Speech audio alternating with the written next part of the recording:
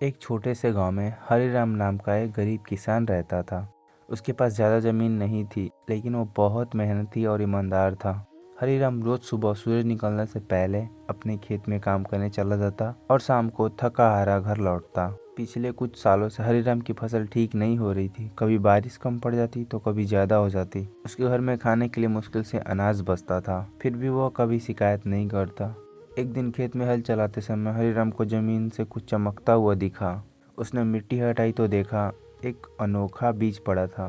बीज छोटा था, लेकिन उसने हल्की सी रोशनी निकल रही थी। तभी उसी समय एक बूढ़े बाबा आ गए। उन्होंने कहा, बेटा यह कोई साधारण बीज नहीं है, यह जादुई बीज है। हरिराम हैरान हो गया। बाबा बोले, लेकिन याद रखना, यह बीज सिर्फ जादू से नहीं, मेहनत, धैर्य और सच्चाई से ही फल देता है। बाबा ने आगे कहा, अगर तुम इसे रातों रात बड़ा करना चाहो तो यह सूख जाएगा।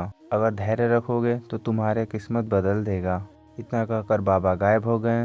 हरिराम बीज को बहुत प्यार से अपने खेतों में बो देता है। वह रोज समय पर पानी देता, खेत साफ करता और मन से मेहनत करता, लेकिन कई दिनों तक कुछ भी नहीं उगता। गांव वाले हंसने लगे, हरिराम पागल हो गया है। कुछ लोग बोले, जादू वादू कुछ नहीं होता। हरिराम का मन टूटने लगा, लेकिन उसे बाबा की बात याद आ गई। एक दिन तेज आंधी और बारिश आई। फसल खराब होने का डर था। हरिराम पूरी रात खेत की रखवाली करता रहा, भीगता रहा, लेकिन खेत नहीं छोड़ा। अगली सुबह सूरज निकला तो हरिराम ने देखा उसके खेत में सोने जैसी चमकती फसल आ गई थी। गांव के लोग दौड़ते हुए आए, सब हैरान रह गए। राजा तक को इस फसल की खबर मिल गई। राजा ने कहा, मैं यह ज़मीन खरीदना चाहता हूँ।